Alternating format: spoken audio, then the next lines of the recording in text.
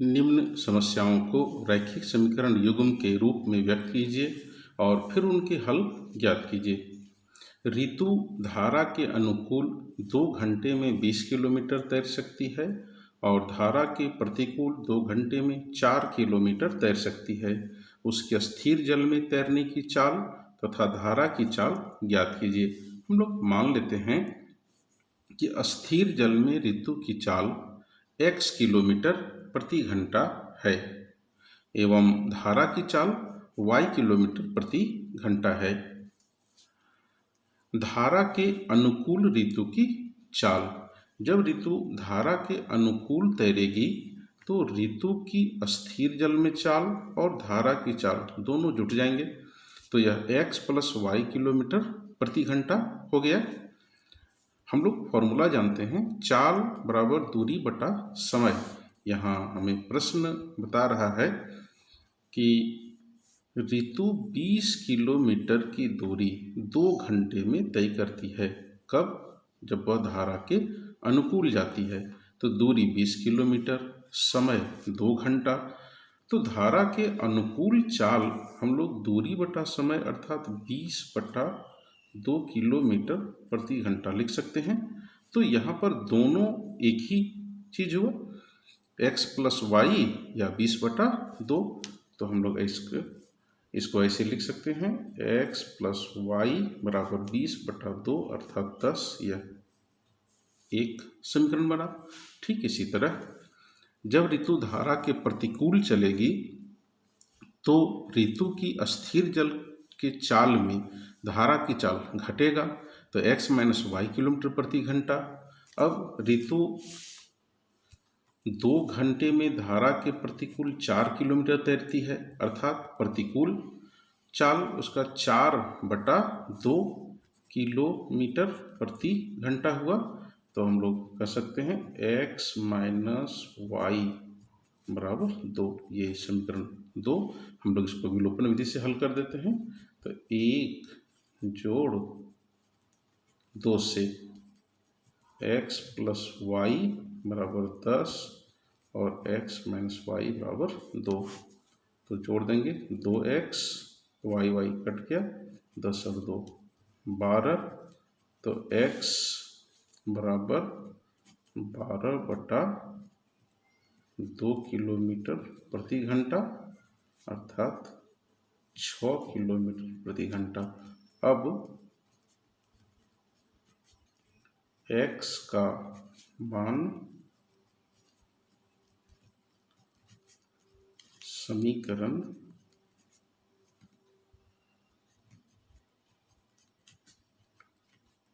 1 में रखने पर, तो समीकरण 1 है x जोड़ y बराबर 10। तो हम लिखेंगे 6 जोड़ y बराबर 10 अर्थात y बराबर 10 घटाव 6 बराबर 4 किलोमीटर प्रति घंटा। तो इस प्रकार स्थिर जल में ऋतु की चाल 6 किलोमीटर प्रति घंटा होगी और धारा की चाल 4 किलोमीटर प्रति घंटा। तो हम लोग इसे इसका उत्तर लिख देंगे। स्थिर जल में ऋतु की चाल 6 किलोमीटर प्रति घंटा और धारा की चाल 4 किलोमीटर प्रति घंटा।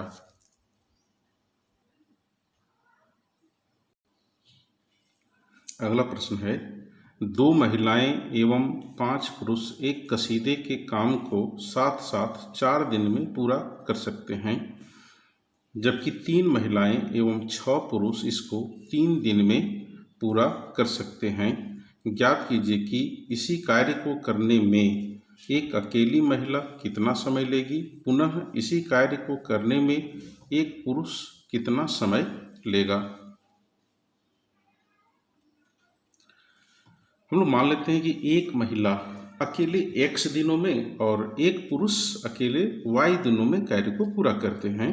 तो एक दिन में एक महिला का कार्य 1 बटा x होगा और एक दिन में एक पुरुष का कार्य 1 बटा y।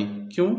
क्योंकि x दिन में एक महिला एक काम करती है, तो एक दिन में 1 बटा x काम करेगी। इसी तरह से पुरुष में भी 1 बटा y कार्य होगा। यहाँ 2 स्थितियां हैं। पहली स्थिति में 2 महिलाएं एवं 5 पुरुष 4 दिन में कार्य को पूरा करते हैं तो एक दिन का उनका कार्य 1/4 होगा। अब एक दिन का एक महिला का कार्य 1/x है तो 2 महिला का कार्य 2/x। एक दिन का एक पुरुष का कार्य 1/y है तो 5 पुरुष का एक दिन का कार्य 5/y। और ये पूरे समूह एक दिन में 1/4 कार्य करता है, इसलिए 2/x जोड़ 5y बराबर 1/4 एक समीकरण। फिर दूसरी स्थिति में 3 महिला और 6 पुरुष का समूह है। यह समूह 3 दिनों में कार्य को पूरा करता है तो एक दिन में इनके द्वारा किया गया कार्य 1/3 होगा। अब 3 महिलाओं का एक दिन का काम 3/x, 6 पुरुष का 6/y और ये दोनों मिलकर 1/3 के बराबर होगा। यहाँ से हमें समीकरण 2 प्राप्त होता है। अब हम लोग इन दोनों समीकरणों को हल करेंगे। तो 1/x को m और 1/y को n मान लेते हैं और 1 और 2 में इसका मान रखते हैं। तो 1 में है 2/x जोड़ 5y बराबर 1/4 तो यह हो गया 2m जोड़ 5n बराबर 1/4। फिर दूसरा समीकरण है 3/x जोड़ 6/y बराबर 1/3 तो यह हो गया 3m जोड़ 6n बराबर 1/3। हम लोग इसे विलोपन विधि से हल कर रहे हैं।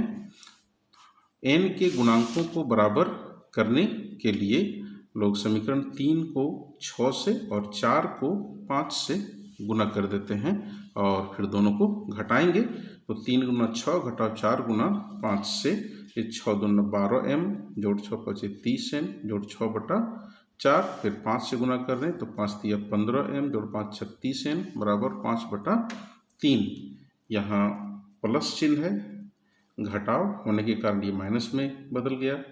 फिर ये प्लस भी माइनस में बदल गया और यहाँ भी प्लस है तो यह भी माइनस में बदल गया। तो 12m माइनस 15m बराबर -3m, 30n plus 30n minus cut गया।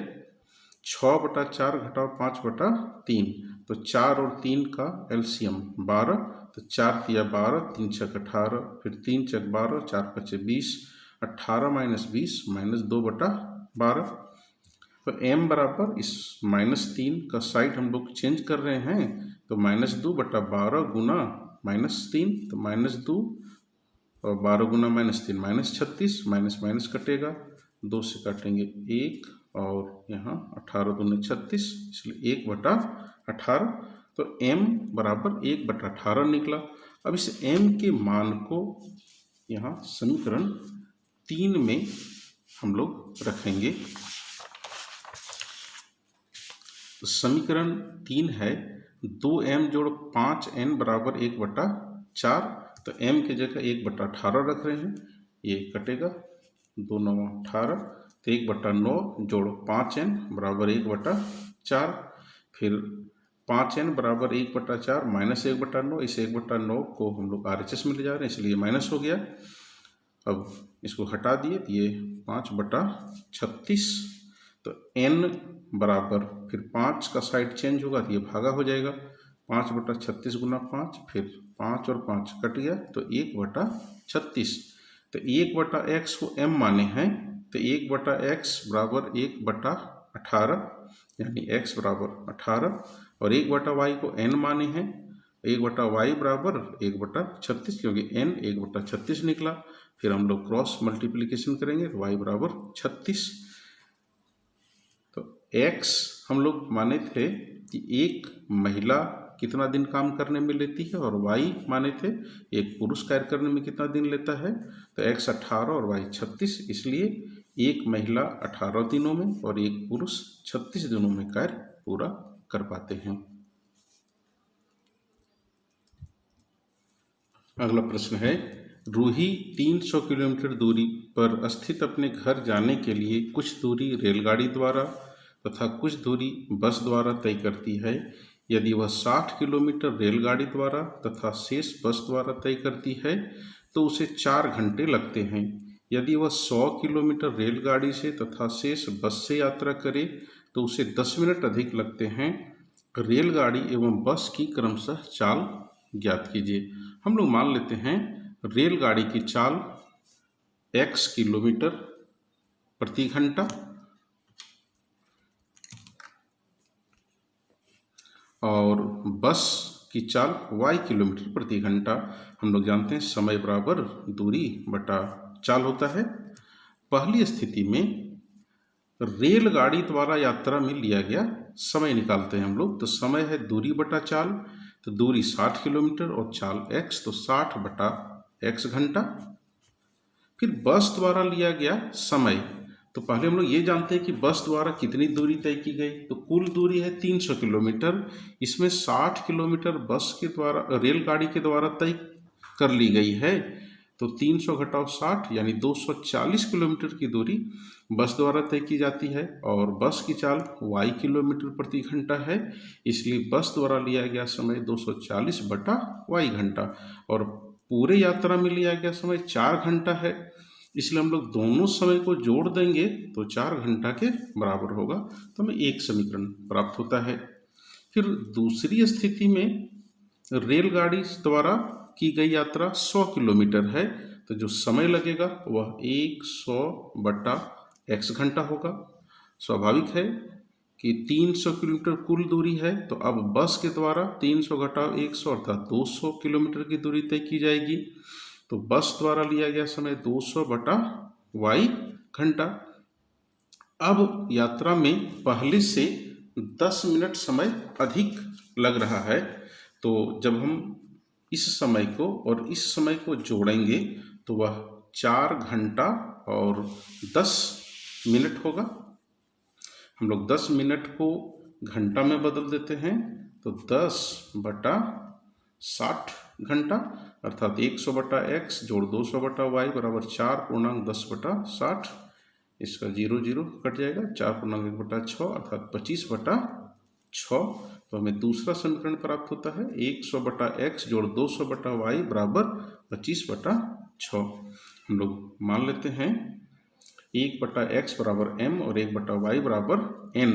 तो अब समीकरण बन जाएगा 60m जोड़ 240n बराबर 4। हम लोग यहाँ 60 कॉमन ले लिए, तो यहाँ बचा m जोड़ 4n बराबर 4। तो 60 दूसरी ओर जा रहा है, या हम लोग ऐसे कर सकते हैं कि समीकरण के दोनों पक्षों में 60 से भाग दे दिए, तो यहाँ m जोड़ 4n बराबर 4 बटा 60। फिर ये कट जाएगा, 4 1 4 यहाँ 15, तो m जोड़ 4n बराबर 1 बटा 15, ये तीसरा समीकरण। फिर इसी तरह से 100m जोड़ 200n बराबर 25 बटा 6 होगा। हम 100 से दोनों ओर भाग देंगे, तो m जोड़ 2n बराबर 25 बटा 6 गुना 100, यह भी कटेगा, 25 1 25, 25 चक 100 अर्थात m जोड़ 2n बराबर 1 बटा 24 चौथा समीकरण। समीकरण 3 में 4 को घटा देते हैं, तो m जोड़ 4n 1 बटा 15, m जोड़ 2n बराबर 1 बटा 24। यहाँ प्लस चिन्ह माइनस में बदलेगा, यह भी प्लस माइनस में और यह भी प्लस माइनस में, तो m और m कट गया, 4n माइनस 2n 2n और 1 बटा 15 में 1 बटा 24 को घटा दे रहे हैं, तो 3 बटा 120 प्राप्त होता है। n बराबर, अब ये 2 इधर आएगा तो भागा हो जाएगा, 3 बटा 120 गुना 2, इसको काट दे, 3 1 3, 3 छक 12 1 0, तो 1 बटा 40 दूना 80 अर्थात n का मान 1 बटा 80 ज्ञात हुआ। अब इस n के मान को समीकरण 3 में रखेंगे। समीकरण 3 है m जोड़ 4n बराबर 1 बटा 15, तो यहाँ n के स्थान पर 1 बटा 80, एक कट जाएगा, 4 1 4, 20 चक 80, तो यहाँ 20, m जोड़ 1 बटा 20 बराबर 1 बटा 15 अर्थात m बराबर 1 बटा 15 माइनस 1 बटा 20। इसको हल करेंगे तो 1 बटा 60 प्राप्त होता है। हम लोग माने हैं 1 बटा x बराबर m, तो 1 बटा x बराबर 1 बटा 60। हम लोग क्रॉस मल्टीप्लीकेशन करेंगे तो x बराबर 60। फिर इसी तरह से 1 बटा y बराबर n माने हैं, तो 1 बटा y बराबर 1 बटा 80 और फिर यहाँ क्रॉस मल्टीप्लीकेशन करेंगे तो y बराबर 80। तो रेलगाड़ी की चाल x किलोमीटर प्रति घंटा है तो यह 60 किलोमीटर प्रति घंटा हो गया, और बस की चाल y किलोमीटर प्रति घंटा है तो यह 80 किलोमीटर प्रति घंटा हो गया।